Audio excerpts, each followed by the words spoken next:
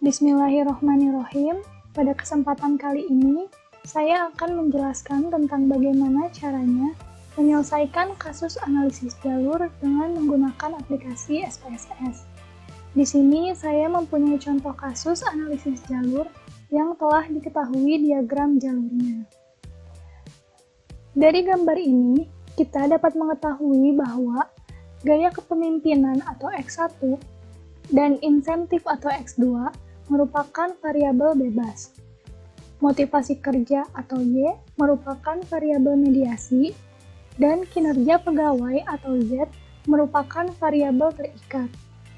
Berdasarkan gambar di atas, kita dapat merumuskan sebuah hipotesis umum yang akan diajukan dalam analisis jalur, yakni pengaruh gaya kepemimpinan dan insentif terhadap motivasi kerja, serta dampaknya terhadap kinerja pegawai.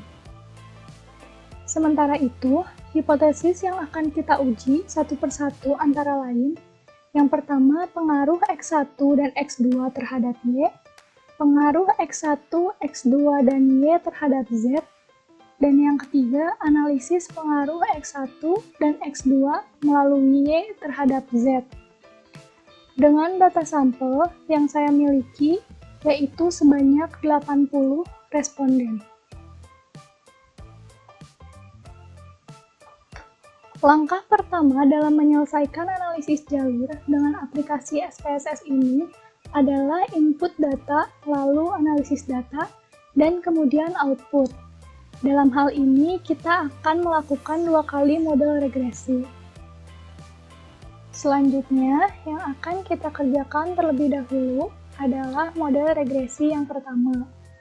Di sini, saya sudah menggambarkan model regresi yang pertama, di mana nilai ρ1, ρ2, dan error 1 akan kita cari. Kita buka aplikasi SPSS-nya. Nah, di sini saya sudah menginputkan data dari 80 responden ke dalam program SPSS. Langkah selanjutnya adalah menganalisis data. Yang pertama, kita klik Analyze, lalu Regression, dan klik Linear. Maka akan muncul kotak Linear Regression. Kita perhatikan kolom independen dan dependen. Untuk model regresi yang pertama, kita masukkan gaya kepemimpinan atau X1 ke kolom independen, insentif atau X2 ke dalam kolom independen, motivasi kerja atau Y ke dalam kolom dependen. Kita biarkan yang lainnya, biarkan kolom ini kosong, lalu kita klik OK. Maka akan muncul output seperti ini. Ya. Kita kembali lagi ke Word.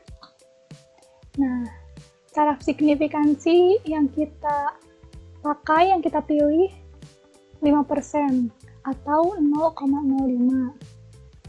Kita uji hipotesis untuk H0, variabel-variabel gaya kepemimpinan dan insentif tidak berpengaruh terhadap motivasi kerja. Sedangkan H1-nya, variabel-variabel gaya kepemimpinan dan insentif berpengaruh terhadap motivasi kerja. Statistik uji yang kita gunakan saat ini adalah SPSS. Nah, tabel koefisien ini, kita dapatkan di output SPSS yang tadi. Di sini, maka tabel koefisien ini kita kopikan ke dalam Word, maka didapat seperti ini. Dari tabel ini, kita bisa lihat bahwa nilai signifikansi dari gaya kepemimpinan atau X1 merupakan 0, dan nilai signifikansi dari X2 atau insentif juga 0. Kriteria pengujiannya, H0 akan ditolak jika nilai signifikansi kurang dari alfa, yaitu 0,05. Di sini sudah jelas bahwa nilai signifikansi X1 dan X2 sama, yaitu 0. Dan 0 kurang dari 0,05 sama dengan alfa. Maka keputusan ujinya H0 ditolak. Maka kesimpulannya, variabel-variabel gaya kepemimpinan dan insentif berpengaruh terhadap motivasi kerja. Kita sudah dapat nilai Rho 1, Rho 2 di sini. Maka kita akan mencari nilai error 1. Tabel ini kita dapatkan juga di output SPSS. Nah, tabel ini kita kopikan ke Word, maka akan didapatkan seperti ini.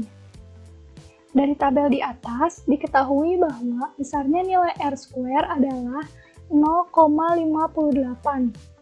Hal tersebut menunjukkan bahwa sumbangan pengaruh X1 dan X2 terhadap Y adalah sebesar 58,2%. Sementara sisanya, yaitu 41,8%, merupakan kontribusi dari variabel-variabel lain yang tidak dimasukkan dalam penelitian. Lalu untuk mencari nilai error 1, kita menggunakan rumus akar dari 1 dikurangi R² atau akar dari 1 dikurangi 0,582. Hasilnya yaitu 0,6465. Maka diperoleh diagram jalur model struktur 1 sebagai berikut. Tinggal kita masukkan nilai Rho 1, Rho 2, dan error 1. Perlu diingatkan kembali bahwa nilai Rho 1 dan Rho 2 didapat dari tabel koefisien yang ini. Maaf, yang ini maksudnya. Ini merupakan Rho 1 dan ini Rho 2. Jadi, kita telah mendapatkan diagram jalur model struktur 1. Selanjutnya, kita akan mengerjakan model regresi yang kedua. Ini merupakan gambar dari model regresi yang kedua, di mana nilai Rho 3, Rho 4, Rho 5, dan error 2 akan kita cari. Kita buka kembali aplikasi SPSS, kita klik Analyze, Regression, lalu Linear. Nah, kita riset terlebih dahulu. Untuk variabel gaya kepemimpinan, kita taruh kembali di dalam kolom independen. Untuk insentif, di kolom independen, motivasi kerja kita simpan di kolom independen juga. Untuk kinerja pegawai, di kolom dependen. Biarkan yang lainnya, kita klik OK. Lalu akan muncul output seperti ini. Kita kembali ke Word. Nah, taraf signifikansi yang kita gunakan sama sebesar 5% atau 0,05. Hipotesis yang akan kita gunakan H0-nya yaitu variabel-variabel gaya kepemimpinan, insentif, dan motivasi kerja tidak berpengaruh terhadap kinerja pegawai. H1-nya variabel-variabel gaya kepemimpinan, insentif, dan motivasi kerja berpengaruh terhadap kinerja pegawai.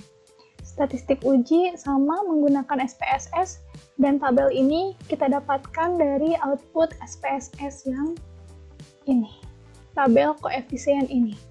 Kita copy ke dalam Word, dan didapatkan bahwa nilai signifikansi X1 atau gaya kepemimpinan adalah sebesar 0,010. Nilai signifikansi X2 atau insentif sebesar 0,001, nilai signifikansi dari Y atau motivasi kerja sebesar 0,00. Kriteria pengujian H0 ditolak jika nilai signifikansi kurang dari alfa. Di sini sudah jelas bahwa nilai signifikansi X1, X2 maupun Y semuanya kurang dari 0,05 sama dengan alfa. Maka keputusan uji merupakan H0 ditolak. Kesimpulannya, variabel-variabel gaya kepemimpinan, insentif, dan motivasi kerja berpengaruh terhadap kinerja pegawai. Selanjutnya, kita akan mencari nilai error 2. Tabel ini kita dapatkan dari output SPSS. Yang ini, kita Kita kopikan ke dalam Word. Nah, dari tabel di atas, diketahui bahwa besarnya nilai R² adalah 0,759. Hal tersebut menunjukkan bahwa sumbangan pengaruh X1, X2, dan Y terhadap Z adalah sebesar 75,9%. Sementara sisanya, yaitu 24,1%, merupakan kontribusi dari variabel-variabel lain yang tidak dimasukkan dalam penelitian. Lalu untuk mencari nilai error 2 ya, ini salah, maaf, kita koreksi. Ini nilai error 2 dapat dicari dengan rumus error 2 sama dengan akar dari 1 dikurangi nilai R², atau akar dari 1 dikurangi 759. Hasilnya adalah 0,4909. Maka diperoleh diagram jalur model struktur 2 adalah sebagai berikut. Nilai ρ3, ρ4, dan ρ5 kita peroleh dari tabel yang koefisien ini. Di sini, ini nilai ρ3, ρ4, dan ρ5. Dan nilai error 2 kita dapatkan dari sini. Maka diagram jalur model struktur 2-nya seperti ini. Kita satukan diagram jalur model 1 dan model 2, maka jadilah seperti ini, diagram model regresi. Selanjutnya, kita akan menganalisis pengaruh tidak langsung dan pengaruh total. Yang pertama, kita akan menganalisis pengaruh X1 melalui Y terhadap Z. Diketahui nilai pengaruh langsung yang diberikan X1 terhadap Z sebesar 0,203.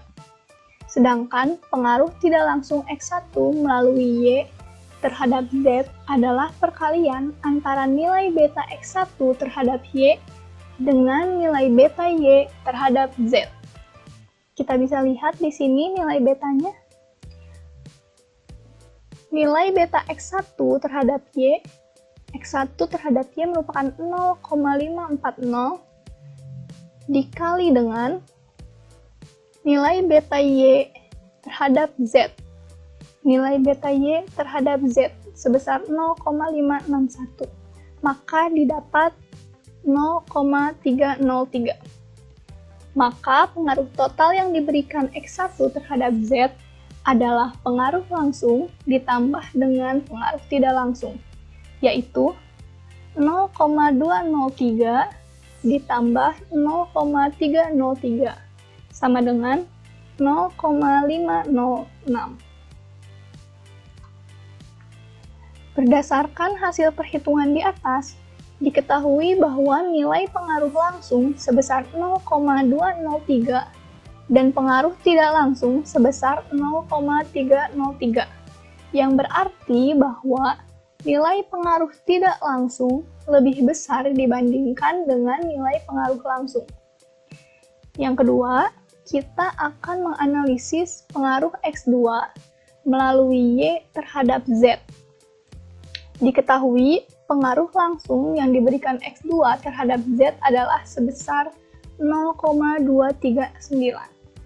Sedangkan pengaruh tidak langsung X2 melalui Y terhadap Z adalah perkalian antara nilai beta X2 terhadap Y dengan nilai beta Y terhadap Z.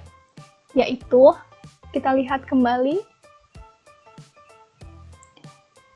nilai beta X2 terhadap Y. Nilai beta X2 terhadap Y merupakan 0,371. 0,371 dikali dengan nilai beta Y terhadap Z. Nilai beta Y terhadap Z 0,561. Maka hasilnya didapat 0,208. Maka pengaruh total yang diberikan X2 terhadap Z adalah pengaruh langsung ditambah dengan pengaruh tidak langsung, yaitu 0,239 ditambah 0,208 sama dengan 0,447. Berdasarkan hasil perhitungan di atas, diketahui bahwa nilai pengaruh langsung sebesar 0,239 dan pengaruh tidak langsung sebesar 0,208, yang berarti bahwa nilai pengaruh langsung lebih besar dibandingkan dengan nilai pengaruh tidak langsung. Sekian penjelasan dari saya. Selanjutnya, teman saya akan menjelaskan tentang penyelesaian kasus analisis jalur dengan menggunakan aplikasi Minitab.